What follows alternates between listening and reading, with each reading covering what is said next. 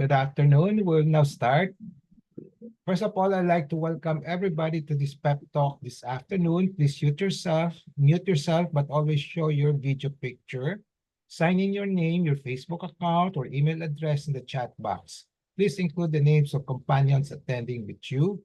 Use the chat box to ask questions and make comments while the pep talk is on.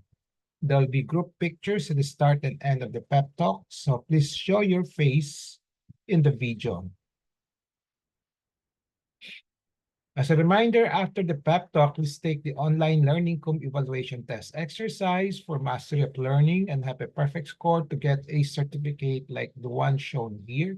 I have placed the link in the chat box. Another reminder, obtaining 25 OLETE certificates after getting a perfect score on the OLETE will entitle one mentee to a voucher for a RO Hoson medical consultation, either face-to-face or telemedical. Another request, please type in your feedback in the chat box during the open forum and before we adjourn. Thank you. Now, let's have a group picture taking before we start the pep talk proper in 2 minutes. Please turn on your video, show your faces.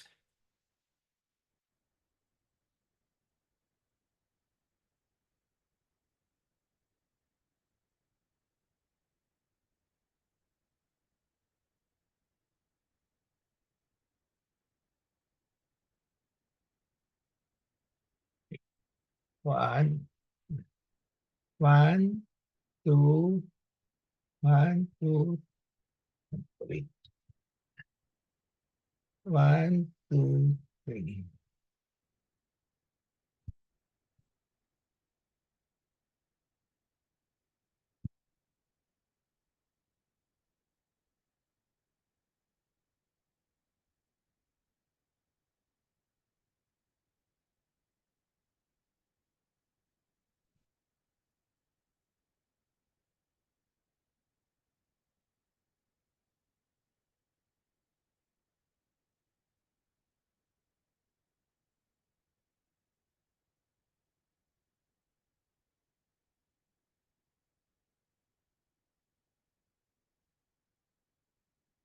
I have a patient empowerment program in which I like to empower the lay people or patients to take control in the management of their health. I started the pep talk on May 15, 2021 during the COVID-19 pandemic. There are 3 courses in the pep talk. I completed the core course on October 9, 2021. And then from October 23, 2021 onwards, I've been tackling health disorder and health issue courses. May 18, 2024 marks the start of year 4, so the 4th year of the RO Hoson Pep Talk. How long the pep talk will last will depend on the enthusiasm, discipline, and perseverance of everybody, you and me. My pep talk today is entitled Medical Anecdotal Report, the Disappearing Breast Mass. Empowerment objective is for the lay people to have an essential understanding on the disappearing breast mass as part of their health management. Contents will be the following: what is a medical anecdotal report or MAR, narration, and then insight and reflection, my insight and reflection. So the title of the MAR is the disappearing breast mass. I'll be the reporter, and then date of observation is sometime in 2024.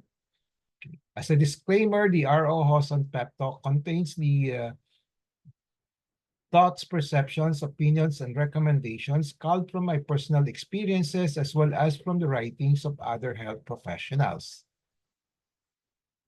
So the gist of the MAR, this is a brief summary of the MAR. A 41-year-old Filipina with history of fibrocystic changes and macrocysts of the breast who developed a big, solid, non-tender dominant mass in which a breast cancer was suspected and created an alarm to all concerned. With mere observation, the big mass disappeared spontaneously. So this is the gist of the medical anecdotal report. So these are some of the reflection and learning points that we will be discussing. Can breast masses disappear on their own? If yes, what kind of breast masses? Can they recur after they disappear? If a hormonally related breast mass spontaneously disappears, if it recurs, is it always the same diagnosis? Can it be a cancer appearing this time? Can breast cancer disappear on their own? How long can you observe breast masses hoping for a disappearance? Then I will be including my tips on the management of similar situations.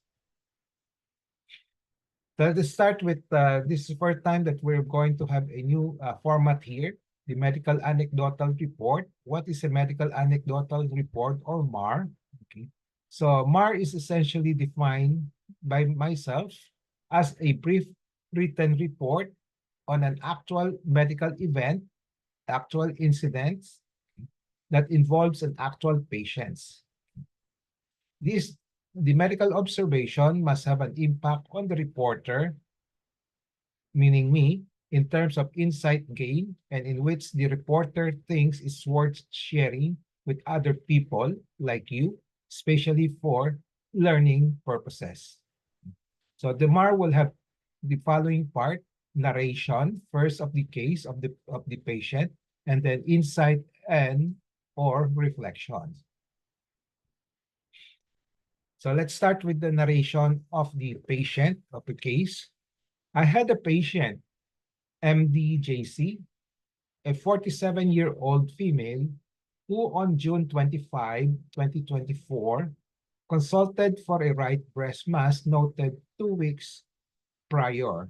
So this is an actual case showing you the picture, part of her medical record here. On physical examination, there was a 4.5 to 5 centimeters dominant, solid, firm right breast mass at the right upper quadrant with ill-defined border, non-tender, hindi masakit, and with no associated palpable right armpit mass or lymph nodes. So ill-defined border, firm, 4 to 5 centimeters, solid, okay. No axillary masses or armpit nodes. So she has seen me before for her breast concerns in 2018 and then in 2020. In 2018, she had a 2.5 macro cyst, meaning a big cyst, palpable cyst, on the upper outer quadrant of the left breast. So this was the record in January 4, 2018. No? So she has a left breast mass in that year, okay, 2.5, okay. Well-defined border, movable, firm, non-tender, and feels cystic. When you say feels cystic, meaning there's a fluctuation which might indicate that there is fluid inside. So this mass I aspirated and was able to obtain 6 cubic centimeters of serous fluid, clear fluid, with resultant disappearance of the dominant mass. So the macrocyst disappeared thereafter. So needle evaluation was recommended and then it was done. So I was able to obtain 6 cc and then the mass completely disappears.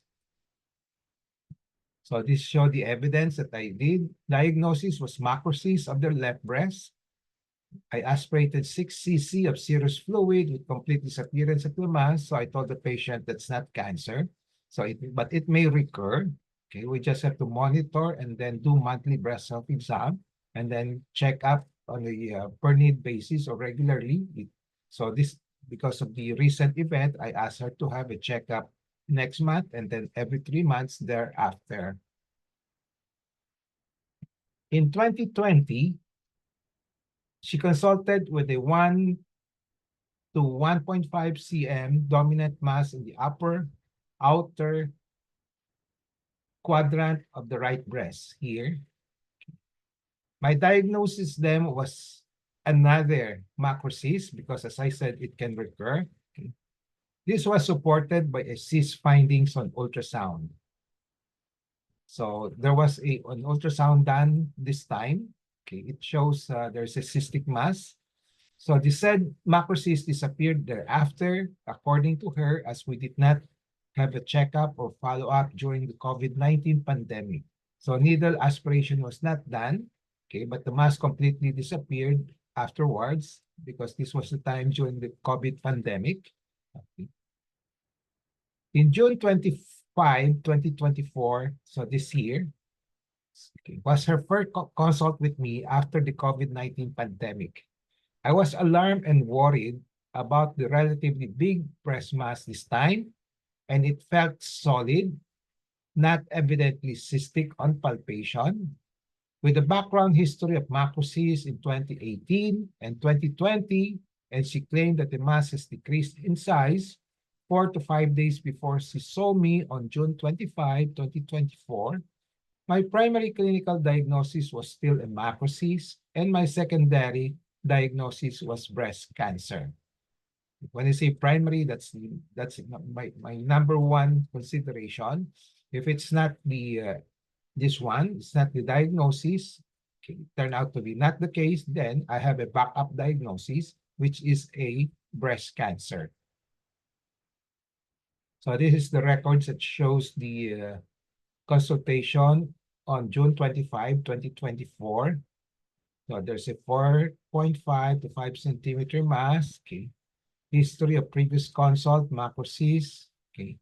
And then she told me that it was bigger in size before she saw me 4 to 5 days before. So I was thinking of most likely this is macrocyst, but I cannot be sure. So I have to consider also a possibility of breast cancer.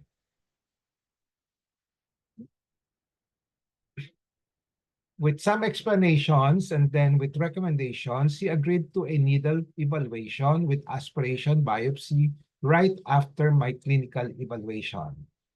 The cross evaluation findings showed a solid mass, so it was not really a cystic mass that contained fluid. It was a solid mass this time on June 25, 2024. So it was not cystic to indicate the macrocyst, unlike in 2018, I was able to obtain 6 cc of fluid. I was forced to suspect and or consider more of a breast cancer this time because it was solid. I submitted a sample of the aspirate for biopsy. A week after, the biopsy results showed few benign ductal cells. Somehow, there was a sign of relief, at least temporarily, because there was no report of malignant cells seen. So this is part of the official report of the biopsy. Okay, few benign ductal cells in a hemorrhagic background. However, I had an ultrasound of the breast done right after the needle evaluation procedure. The ultrasound showed a BI-RADS 4B. When I say BI-RADS 4B, this is the impression, this is the assessment of the ultrasonographer or the radiologist, and it means moderate suspicion for malignancy or cancer. So this ultrasonographer was suspecting a cancer as the diagnosis, and for that, he was able to note of a 2.2 by 1.1 and 1.8 solid, fairly defined, circumscribed, lobulated hypoechoic mass on the right breast, okay, in the same area that I was able to palpate the mass, okay, right breast, 10 centimeter. But there was mention of multiple cysts and solid nodules on both breasts, aside from this 2.2 cm big mass. So this was the report. Okay. So you can see here, BI-RADS category 4B, moderate suspicion for cancer. So the ultrasonographer was suspecting cancer because of these findings of it's on the right side, present 2.2, It used to be 0.5 before, and then it became 2.2, fairly circumscribed, lobulated. I think it's because of the increase in size and also the presence of the configuration of the mass. Okay, so that's the reason why the radiologist suspected possible cancer. On follow-up, a week after or 2 weeks after, July 2, 2024. Okay, about a week after consult on June 25. On physical examination, I examined her breast again. So instead of the 4.5 to 5 centimeter single mass previously noted, there was now noted two distinct masses. So from one mass, I was now able to palpate two masses, one about 1.5 centimeters, and then the adjacent one, 2 to 2.5 centimeters. So obviously, there was decrease in the size of the mass palpated on June 25, 2024. But so with these findings, my primary clinical diagnosis was still benign, most likely fibrocystic changes, despite the radiologist's report impression of suspecting malignancy. So I just recommended in observation and follow-up after 2 weeks, to which the patient agreed. So this was the follow-up on a week after follow-up. So it now shows 2 nodules instead of 1.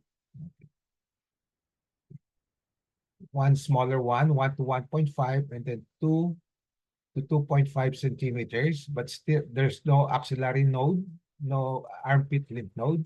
Okay.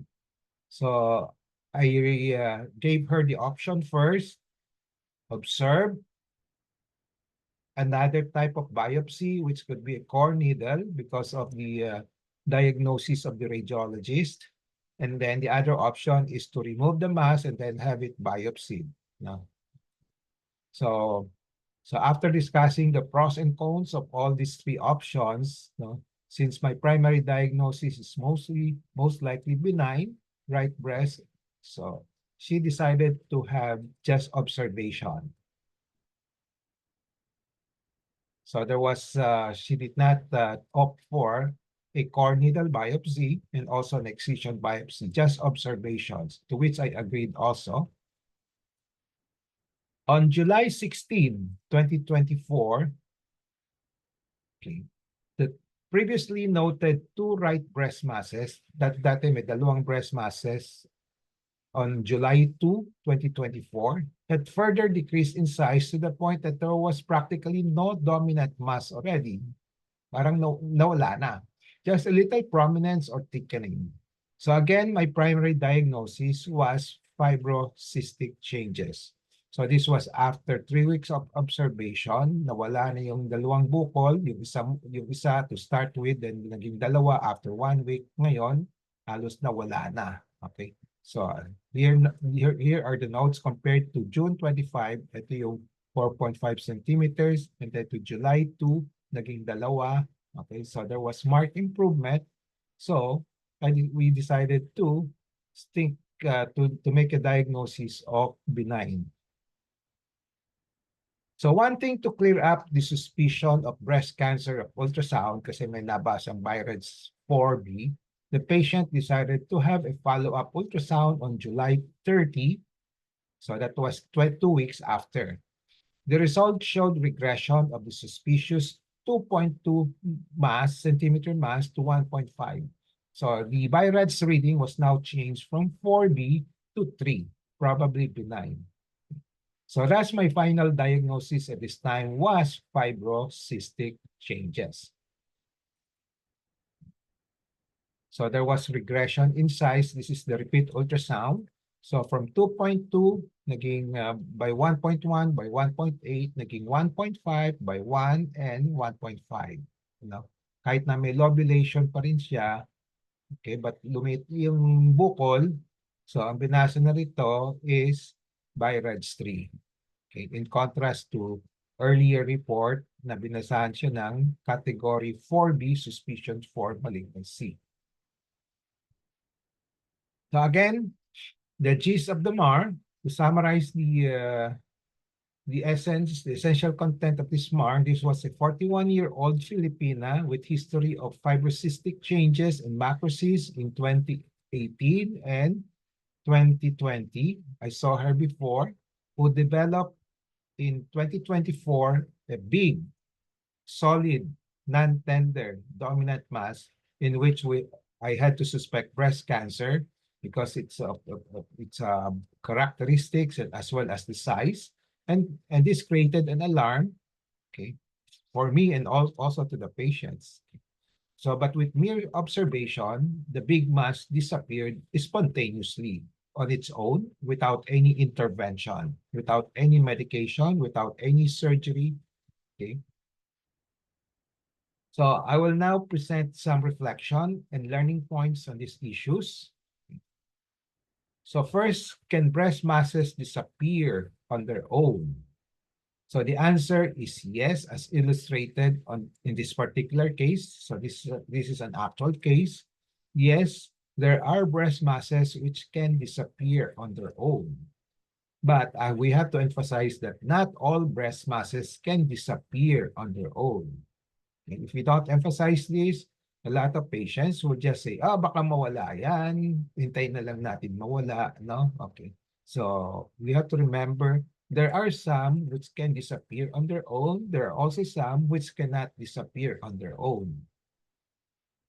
Then what kind of breast masses can usually disappear on their own?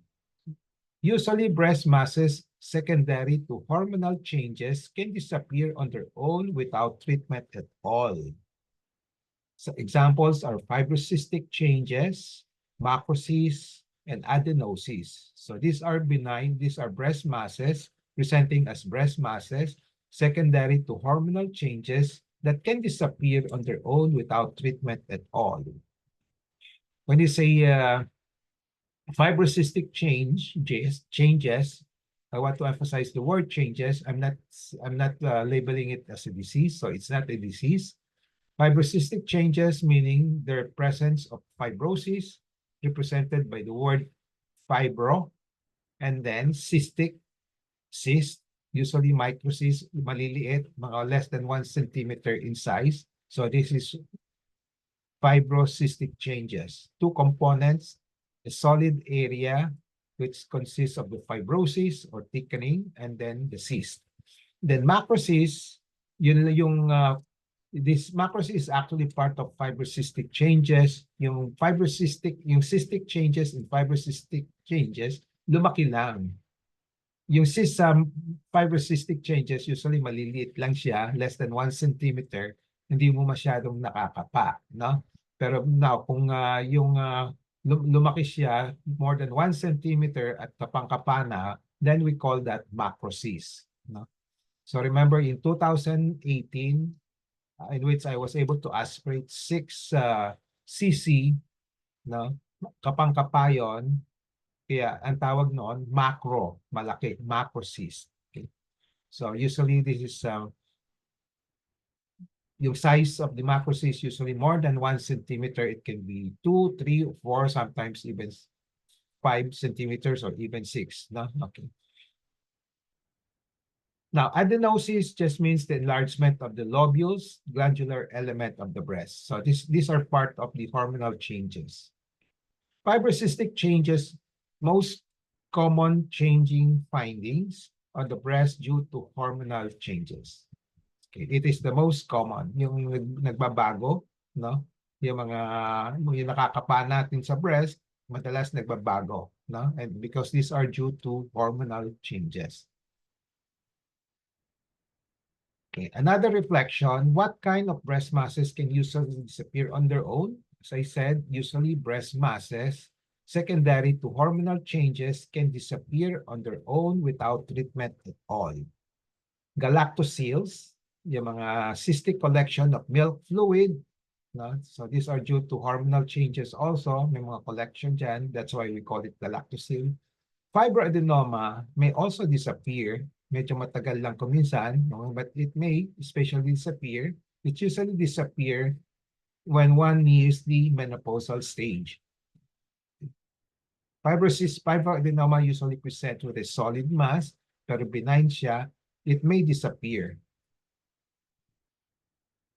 Can they recur? Can the breast masses recur after they disappear?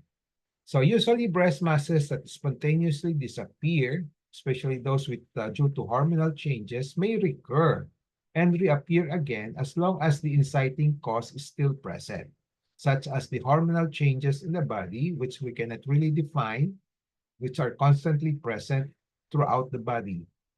If the inciting cause has disappeared or decreased, the risk of recurrence is lower. Kung yung pag nag-menopause na yung pasyente, usually, hindi na nagre-recur. If a hormonally related breast mass spontaneously disappears, and if it recurs, is it always the same diagnosis? Can it be cancer appearing this time? The answer here, if it recurs, usually it has the same diagnosis or category of diagnosis, which is hormonally related cause. Just like in this particular case, 2018, macrocyst, then 2020, macrocyst, and then 2014, 24, again, fibrocystic changes. No? So they are related to the same diagnosis. No? So it's usually the same. Okay. However, there's an exception to the rule. Pwedeng bago rin. No? Okay. A cancer can also occur. So, but this cancer is a new disease that has appeared over in the breast substance. Okay. So, pwede siya mag-coexist, breast cancer, and then the fibrocystic changes, pwede. Pero it's not the thing that fibrocystic changes will be the one causing the cancer. It's another new entity. Bago siya. Can breast cancer disappear on their own? I want to emphasize this. From my experience, unless it's a medical miracle, no. And they don't usually disappear on their own. Pag breast cancer talaga, andyan na siya. Okay? So, yung mga masses due to hormonal changes, nawawala siya. Okay. How long can you observe breast masses hoping for a disappearance? If one is quite certain that the breast masses are hormone-related, which can be, the diagnosis can be given by a breast specialist, okay. Then one can observe and hope for an early disappearance. They can be observed as long as months and years, unless the breast masses are causing ill effects on the patient's health. So pwedeng i-observe as long as one is sure that it's hormonally related. Example, pag sinabi ng breast specialist, fibrocystic changes lang siya, macrocyst lang siya, no? So pwedeng i-observe, or even fibroadenoma pwede ding i-observe. Last week, I think you have this, we have this topic on fibroadenoma, pwede ding i-observe until mawala, no? So yung fibrocystic macrocyst usually nawawala siya, no? Yung fibroadenoma matagal mawala, no? To the point that kung pag lumalaki ng husto na nagkakaroon ng mga ill effects sa katawan ng patient's body, then you just have to have it removed, have them removed, no? Otherwise, you can observe, no? So, what are my tips on management of similar situation? If you have a breast mass, consult a specialist right away, a breast specialist. Do not just wait for a spontaneous disappearance, as it may not happen, especially if the breast mass is something that may not go away, such as breast cancer. So, importante yung unang diagnosis nyo, which has to be given by a breast specialist. Pag sinabi niyang fibrocystic changes lang siya, pwedeng i-observe na. Okay. So, wag niyong hintayin na mawala without, if you have a breast mass, without consulting a breast specialist. A breast cancer will not go away unless, as I said, there is a medical miracle, which is quite rare. Very rare lang siya. Okay. If the breast specialist will tell you what is the diagnosis of the breast mass, then wait for his diagnosis and advice. If a breast mass is something related to hormonal changes, a big chance it will go away spontaneously. After getting the definitive diagnosis from a breast specialist that the mass is hormonally related, then that's the time you can do watchful waiting and pray and hope that the mass will disappear soon and will not recur. If it recurs, okay lang, as long as it's hormonally related. To allay your constant fear of possible occurrence of breast masses in your body and their ill effect, remember, itong isipin lang ho ninyo, kasi kung minsan tatakot tayo sa mga breast masses, hindi lahat ng breast masses ay masama, no? Yung not cancer. Okay? So remember, majority, may awa pa rin ng Diyos, majority of breast masses are due to hormonal changes and can be observed using watchful waiting approach without the need for medical treatment. Konti lang yung proportion ng breast cancer for breast mass. The majority are still due to hormonal changes. So kayo matakot kagad yung mga yung magkakaroon ng mga breast bukol, breast masses. Okay. Majority are still benign. If they are not hormonally related, majority of the breast masses are still benign, as I said, okay, with a ratio of 90% to 10% in the general population. So that's the last slide for this particular MAR. Summary and takeaway, I have described what is a medical anecdotal report. I have given a narration of this MAR and then also the gist. Then I presented my insight and reflections. So this is the gist of the mass of the MAR. Okay. So it was spontaneously disappear because it's a hormonally related condition. And I also have presented these learning points. Okay. So takeaway in relation to patient empowerment, be always in touch with reliable medical information on disappearing breast mass. Knowledge is power. It gives power. Use the 4 Ks of patient empowerment: kaalaman, kakayanan, karapatan, and kapangyarihan to gain greater control over decisions and make better decisions on the management of disappearing breast mass as part of your health management. This ends my pep talk today. Medical anecdotal report, the disappearing breast mass. I hope I have empowered you to have an essential understanding of the disappearing breast mass as part of your health management. Reminder, after the pep talk, please take the Olete and have a perfect score to get a certificate like this. I placed the link in the chat box. And then another reminder, obtaining 25 Olete certificates will entitle one mentee to a voucher for a RO Hoson medical consultation, either face-to-face or telemedical. Then another request, please type in your feedback in the chat box during the open forum. And before we adjourn, let's now have a group picture taking before we start the QA and interactions. Please turn on now your videos and show your faces.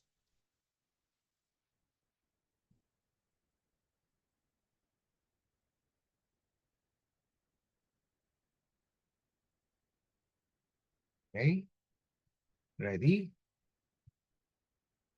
One, 2, 3.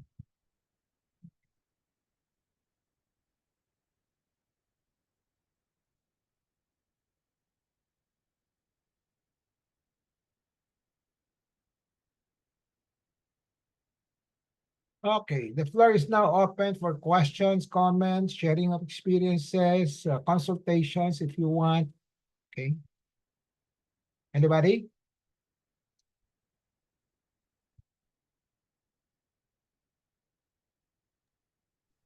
Siguro sharing na lang, Doc.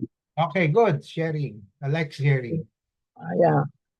First, siguro mga 7 years ago, I met you because of a mass in my breast, no?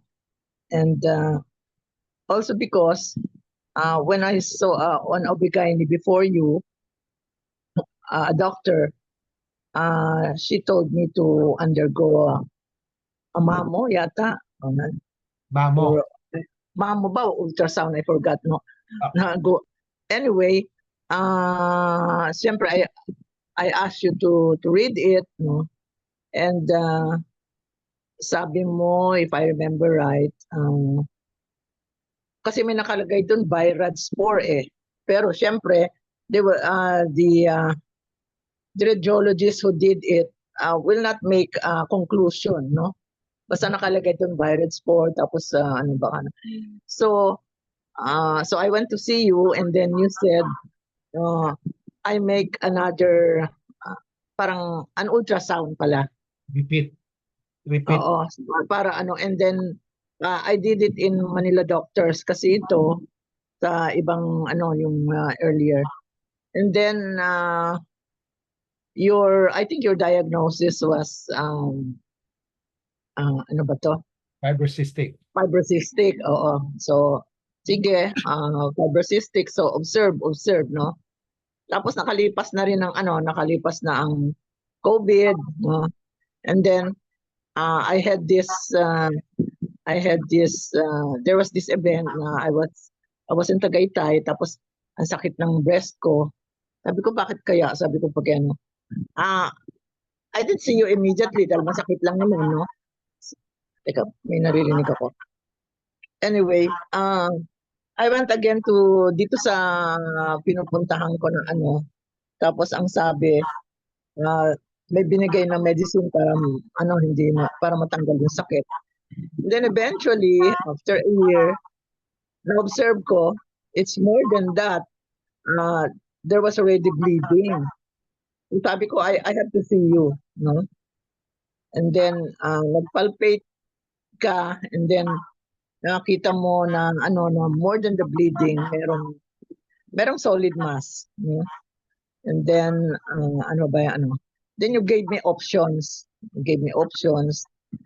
And then eventually the last option was to have it removed kasi ang sinabi mo na doon, it's probably it's really a breast cancer. Given all this, tsaka yung you did not say anything in your report today that there was bleeding. Mine had bleeding eh. Tapos solid mass na masakit. So that is the reason why I think we had it removed. Okay. Yun lang, hearing. Okay. So yung bleeding, it's that's why importante when you say observation, you have to follow up. I as a doctor who will be taking care of you will have to check you up every now and then, and you as the patient will have to monitor yourself also, because do it regularly, monthly, or even every day. Tingnan mo yung breast mo, no? And then if you have symptoms, new development, tawag mo na sa akin o punta ka lang sa akin, na importante yon, no? Okay. So yung sa yon, over the years naging palpable yung bukol, no? Oo. And then Sumakit. may konting Tapos bleeding from nag-bleed. nipple, no? So in which case, pag may bleeding sa nipple, we usually suspect possible, most likely, hindi naman in all cases, baka breast cancer, no? Okay. So that's a trick there, no? So but do not if we think it's really fibrocystic, I will tell you, no? I think kailan yon, ilang years yon before the matagal na 7 years pa. 7 years in-observe lang natin, no? Because I said it's fibrocystic, di ba? Then after that, new things came up, no? So Yes. So that's the thing to do, no? Just keep on observing, and then pag i-observe mo, chances are you will catch it early pa, no? Okay. Yeah, which is what happened ngayon, na-catch natin early. And of course, na-remove yung breast, at saka yung dahil dalawa yata yung masses doon na solid, if I remember right. Yeah. And fortunately, yung diagnosis mo after the removal and after it was may sinabi ka doon sa sinulat mo na no clinical evidence of recurrence. That's what you said.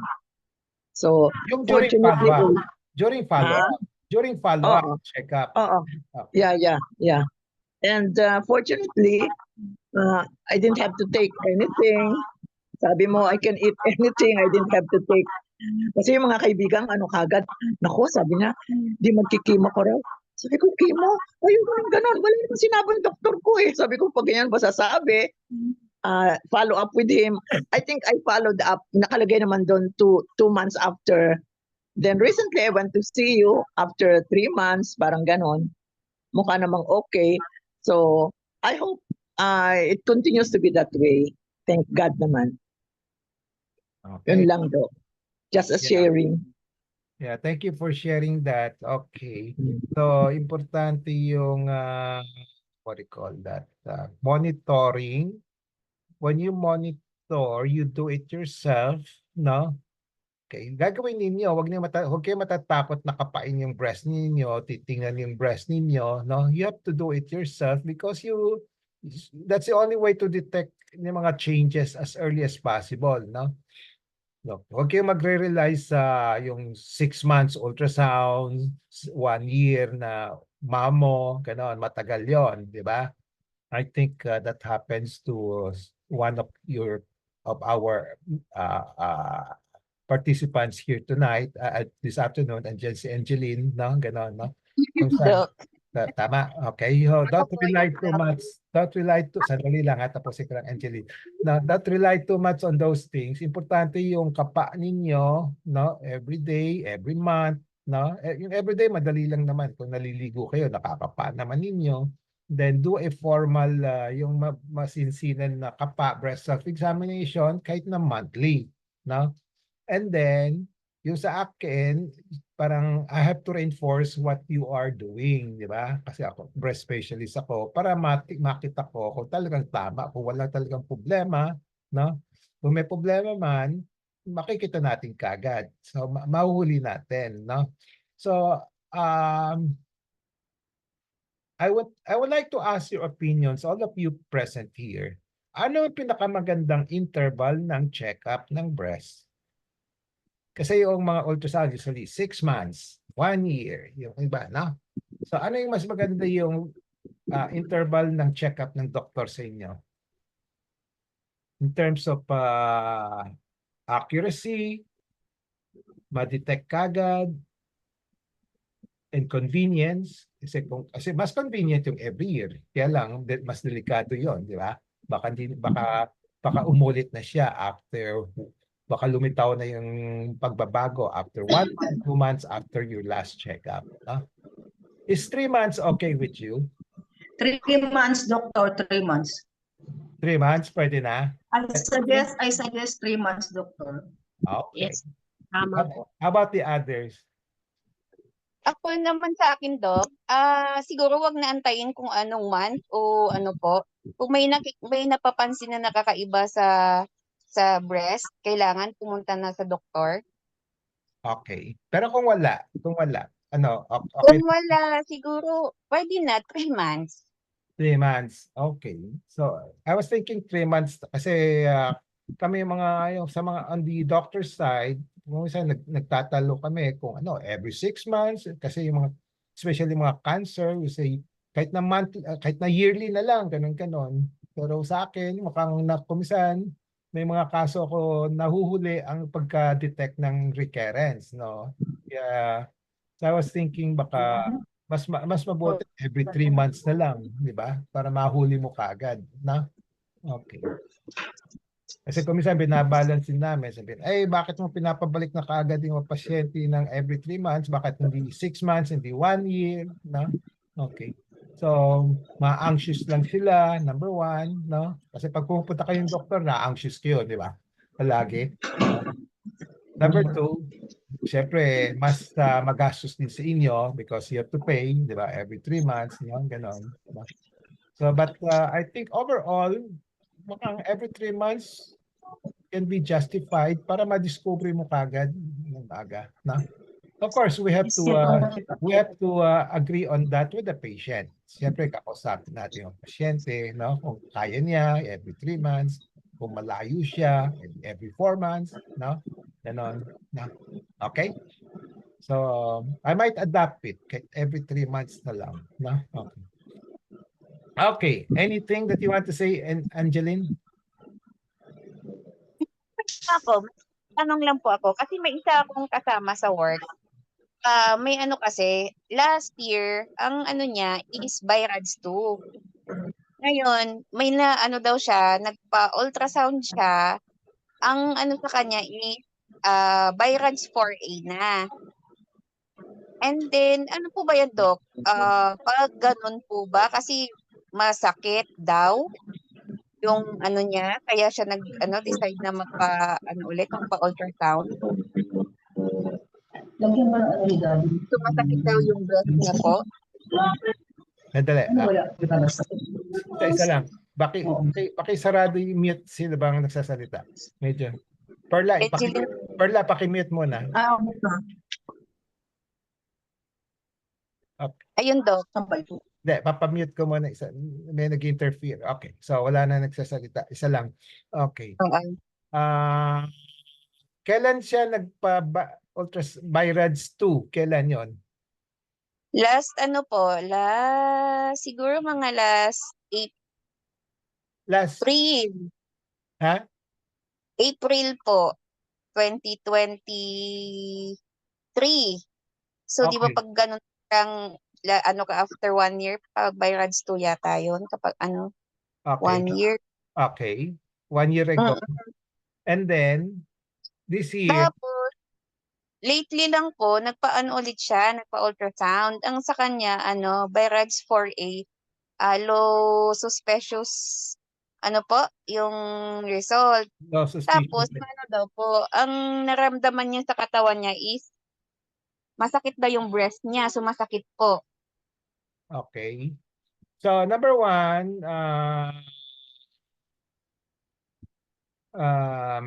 what do you say? Number 1, yung mga interpretation ng radiologists, we have discussed this before, are not always 100% accurate, no? May mga mali din doon, no? Gut feel din yun eh. Kaya sinabi ng low suspicion, moderate suspicion, ibig sabihin, may konting subjectivity yon, no? Kung sa palagay niya, ang feeling ko, maglalagay ako ng moderate o low, depende din sa kanya, no? Ganon, no? So that's one thing that you have to consider. The other thing is that kaya importante yung kapa, no? Pag may nakakapa ka ng bukol, mas maganda, patingin mo na, and then kung meron makita sa ultrasound, most likely baka mas accurate yung yung result. It will be more accurate, no? Okay. Kung may bukol. So, kailangan pa rin po, Doc, kapa po talaga muna. Oo, kapa mo na. Kapain na lang muna. And then, after that, ang sequence is actually kapain mo, and then, kapain ho ninyo yung breast ninyo, and then after that, if you feel na may suspect siya, no? Sa breast specialist. Huwag diretso sa ultrasound. No? Opo. Diretso sa breast specialist muna. No? Opo. Kaya kung wala kayong nakakapa, yearly check-up na lang. Yearly kapa ng breast specialist. Ganon. Na? Kasi sa kanya po, hindi nawawala po eh. Ibig sabihin parang nag-up pa po yung niya, pang BI-RADS 2 to BI-RADS 4. Oo, okay. Sige, So, Doc. Yan lang po. Thank you po. Sige. Okay. So, kung yung sakit, yung breast pain naman usually, it's not a signal for breast cancer eh. Baka may fibrocystic changes lang yon, no? Yun po, opo. Okay. You can ask her to see me para maano natin, ma-settle natin. Sinasabihan ko din po siya na i-refer ko sa inyo, pero confirm ko lang po. Okay. Thank you, Doc. Any more? Hi, Doc. Hi, Mayan. Doc, according to my doctors in Singapore, Raffles Hospital, all of us have cancer cells. It's up for us to activate it. For example, eating red meat such as and then beef, mutton, and then our lifestyles. Your thoughts, please. My thoughts? Oh, ayan, si Ray Benjamin, nasa Singapore siya. Ano po yan? Yan, isa po yan sa mga theories talaga ng paano nagkaka-cancer yung mga in general, hindi lang breast cancer, lahat ng cancer sa katawan. Parang theory siya ng paano nagkaka-cancer yung isang tao. Meron yung mga oncogenes talaga, tapos meron din tayong genes na that suppress these genes. Tapos pag yung cancer talaga from mutations kasi. So kung nag-mutate yung genes into cancer genes or na-activate na sila, doon pa talaga magkaka-cancer. Pero yung sa food, hindi ko masyadong sigurado sa evidence sa food. Pero alam ko, some cancers, yung mga may food talaga carcinogenic, sinasabi nila. Yung mga sobrang, yung tostado talaga, di ba? Kasi may mga yan, increases risk lang naman, pero hindi naman for sure na magkaka-cancer. Ini-increase lang nila yung risk na mag-mutate yung gene into cancer gene. Okay. Okay po. Kasi ever since sinabi po sa akin ng oncologist ko tsaka ng surgeon ko yun, hindi na ako kumakain talaga ng red meat, especially yung beef. Okay. Ganun yan, Mayan. Pagka balitan naman na yung yung paniniwala mo because of the influence ka doon sa Singapore na sinabi na lahat tayo may cancer cells. Lahat tayo, not only cancer cells, may cells din tayo for other diseases. No? Hindi lang cancer cells. No? Okay. So, because of that, ang thinking ko, wag mo nang i-identify na may cancer cells ka. Wag mo nang isipin yon. Ang isipin mo, lahat tayo, hindi lang natin alam kung anong tatama sa atin. Okay? Anong sakit tatama. No? Okay? Hindi lang naman cancer ang dadapo sa atin. No? All the types of diseases pwedeng dumapo. Ang problema lang, di natin alam. So just be ready with it. No? Just try your best. Healthy lifestyle lang. No? Okay. So just pray and hope na di ka tamaan. Kung tinamaan ka, no? Be ready to accept na lang. No? Okay. Pero wag mong palitan mo na isipin mo kasi baka over ilang years ka na, 23 years ka na yata sa remission. No, at palagi ka nagwo-worry, baka di ba? So hindi ka na nag-enjoy sa pagkain mo. Okay. Thank you po, Doc. So, pwede tayo tamaan kahit na anong sakit, hindi natin alam. Huwag ka mag-focus sa cancer lang, no? Okay. Okay po. Thank you po. Okay. Ano nga, doktor, may tatanong po ako. Perla. Kasi doktor, ngayon nandito pa kami sa ospital. Kasi yung aking partner ay on and off ang kanyang lagnat. Tapos may nakitang bukol dito sa may leeg ba? Kahapon ay pina-CT scan namin, tapos kahapon in-incision biopsy. Kaya gusto kong idalhin sa inyo, doktor, pag makalabas na kami sa ospital kasi may mga sinasabi ng doktor na nakalagay dito para akong kinakabahan ba kasi ang sabi nila is baka lymphoma. Okay. Oo. Hintay mo lang Kasi nga na-biopsy nga, doktor, yung incision biopsy. Pero meron ako ikwento, doktor. Nung pumunta yung doktor dito, kinapakapa ko, sabi ko, ano po ito, doktor? Parang gumagalaw naman, hindi naman sa solid mass, sabi ko. At saka movable, sabi ko sa kanya yung doktor na nagpunta. Ang sabi ba naman sa akin, doktor, saan mo nalaman mga yan? Sabi niya sa akin, doktor. Sabi ko, doktor, nag-attend ako ng pep talk ni Dr. Hosong, kaya alam ko yung mga terms na yan. Sabi ko, nagtaka talaga siya, doktor. Sabi ko, ito lymph node, sabi ko, movable naman yata, doktor. At saka hindi naman siya solid. Sabi na ba niya sa akin, saan mo nalaman mga yan? Sabi niya sa akin, doktor. Sabi ko, doktor, nag-attend ako ng pep talk. Ng doktor, sabi ko. Sinong doktor? Sabi niya. Si Dr. Reynaldo Hosong sa Manila, doktor. Sabi ko, nagtaka siya, bakit ko daw alam yung mga terms na yun? Siyempre, tinuturuan po kami ng mga iba't ibang sakit, sabi ko, kaya alam ko po ang mga terms na yan. Oo. Sabi ko sa kanya, opo, hindi nun siya nakaano, doktor, kasi siyempre, tinuturuan mo kami, di i-apply namin pag kami na ang may sakit, mga ganun, kung may mga relatives namin. Kaya alam ko yung mga final diagnosis, tinatong ko sa kanila, yung mga working diagnosis, para silang nag-aano sa akin. Siyempre, i-apply ko nga po, di po ba? Tinuturo ko nga po sa inyo sa amin eh. Tama yun. Tama yun. Okay. Opo. So, it shows na may good effect pala itong pep talk natin, na-empower ho kayo, no? Okay, at Opo. least you know something, and then you know how to diagnose yourself kahit na papano, no? Kahit na konti, no? And then you know how to talk to doctors, no? Opo. So, pag sinabi mong ganon, magsa-second thought yung doktor, mag-explain ng mas mabuti. No? Kasi sabihin, ay, Oo nga po. may alam pala itong pasyente nito. Dapat ma-explain ko mabuti. No? Kung wala, baka akong tamaan Opo. na hindi Yung sabi walang ng isang alam. doktor kasi may sinabi ako na ano, ang talino mo ah. Sabi niya nga pa sa akin kasi may naalala kasi ako na yung sakit, yung gamot ba sa liver, di ba naalala ko, di Godex, doktor yon.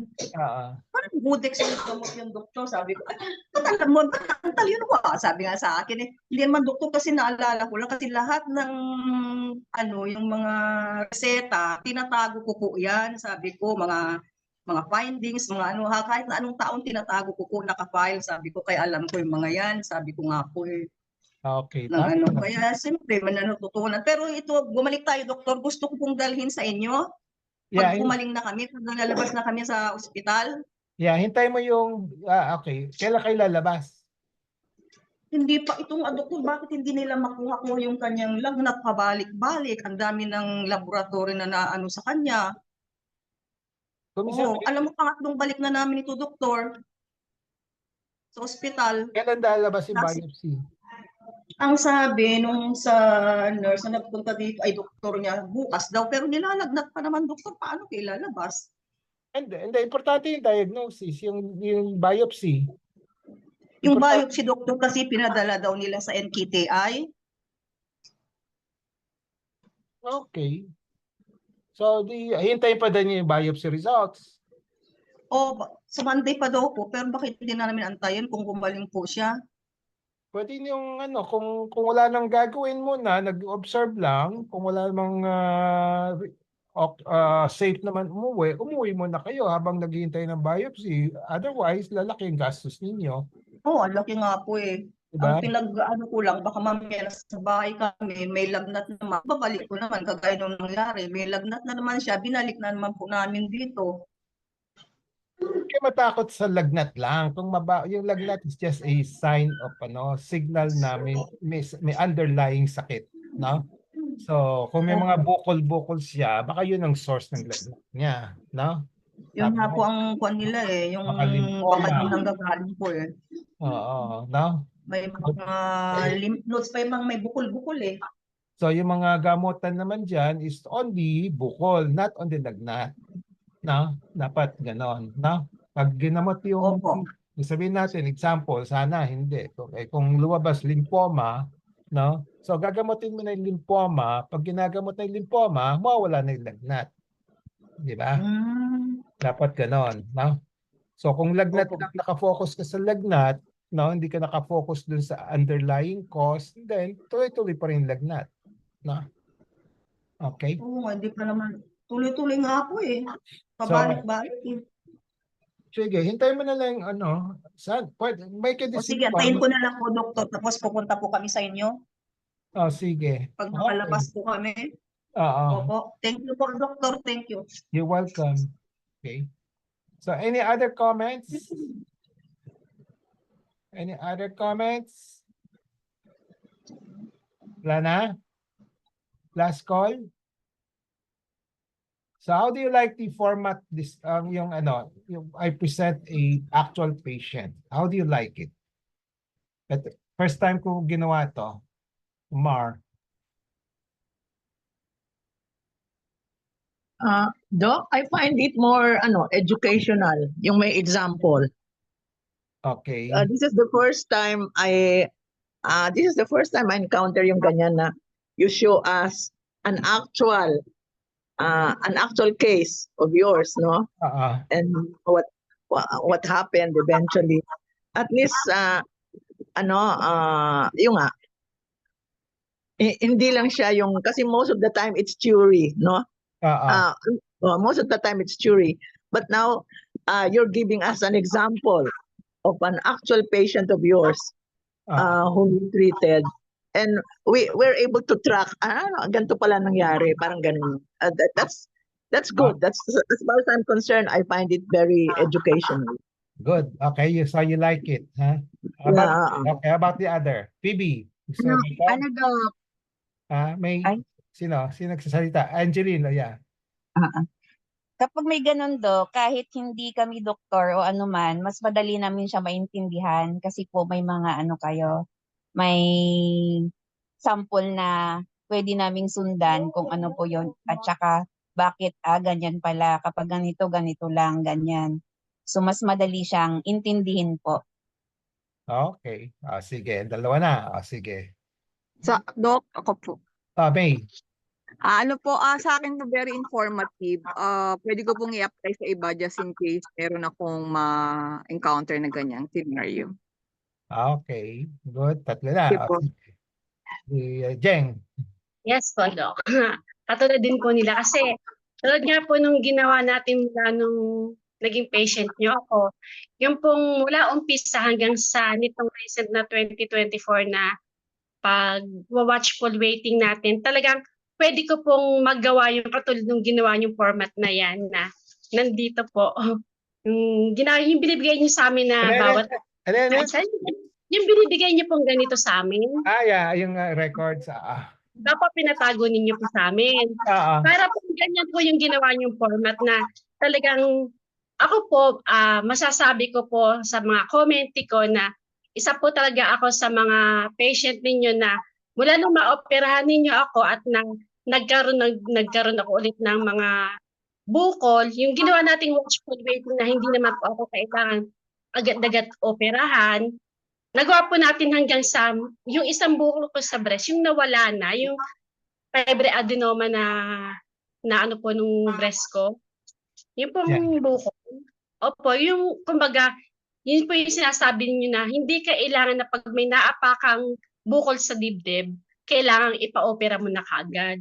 Kailangan po natin na mag-watchful waiting. Tama po yung sa akin po, mas okay po sa akin yung every 3 months. Kasi talaga para po ma-monitor natin yung natin sa breast natin. Katulad po nung nag-pandemic, di ba po, almost 2 years po tayo mga hindi nagkita-kita. Siyempre po, ako po, nagkaroon po din ako ng agam-agam nyo na baka mamaya, nagkaroon na yung, siyempre po, minsan, minaapa pa rin po.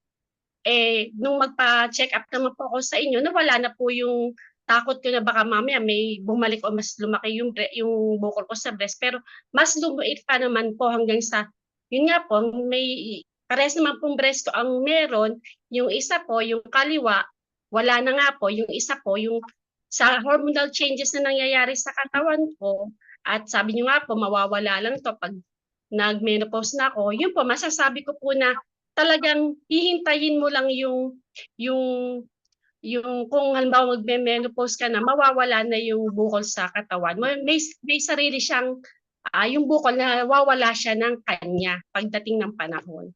At yun po yung ginagawa nating pag-watchful waiting at pagtsatsaga natin na mag-breast self examination monthly. Yun po tinuturo niyo po sa amin. Yun po. Sige. Thank you, Jeng. Okay. Si Jeng di naka-attend last week sa lecture mo, Ray, Lance. Pero this is an example na hinihintay na lang niya yung menopause niya. Baka mawala na yung bukol, yung fibroad niya. Recurrent. Recurrent. No? Yes po, in 12 years po. Nagamot na natin. So I'm also happy at least meron akong mga records to show as yung mga recording, di ba? Yung present ko yung mga pictures ng mga records, no? As an evidence na tiningnan ko talaga yung pasyente, di ba? Okay. Yes po. So, yan ang buti na lang may records ako. Nakikita po namin doon ako nung year na yun ba, lumaki. Tapos meron pong pagbabago na lumiit. Tapos nagkaroon pa po tayo ng mas lumaki pa. Yung buhok ko naging 2.5 centimeter hanggang sa nawawala din niya po pag daan po ng yung pong pag-ano natin ng 3 months. Kaya po nagtataka ako, sinasa ko sa inyo, bakit po nangangamba ako na ganitong month, yung ganitong year, malaki. Tapos pagkasabi nyo after 3 months na check up ulit, nagle-less naman po yung yung size. Yun po yung lagi nyo sinasabing hormonal changes na ng babae. Yeah, ganon. Okay. Thank you, Jeng. Thank you for sharing. Okay, sino pa bang yung salita? Si Phoebe, okay lang ba sa yung itong format natin, Phoebe? Phoebes? Yes, okay lang po. At saka yung every 3 months na check-up. Pero ako hindi ko nasunod. 2023 pa ako nag-last nag-check-up, January. Ang gagawin ko na lang, basta as a rule, every 3 months, kasi ang basis nun, we never can tell kung kailan babalik, di ba? Nobody can predict, di ba? So, Yes. the caveat is that kung ayaw mo ng every 3 months, make sure you're doing your breast self-exam regularly. Di ba? Yes. Yan na. Yes. Okay, yan ang agreement na lang. Yes. Okay. Okay. Sige. Perla, okay lang sa yung format natin? Perla? Perla? May binabantayan si Perla. Okay na. Sige. Okay. Abet, okay lang format natin? Okay. Sige. I hope ma-retrieve natin lahat ng records natin na maganda. Okay. Okay, if there's no more questions, we'll call it a day. Ano ba yung topic ko next week? Mar, pero nakalimutan ko na. Miracle. Medical miracle. Okay. Miracle. Medical miracle. Ikwento ko sa iyo yung isang medical miracle. Okay? So, attend ho kayo next week. Okay? Bye-bye. See you. Thank you po, Doc. Happy weekend. Happy weekend also. Bye-bye.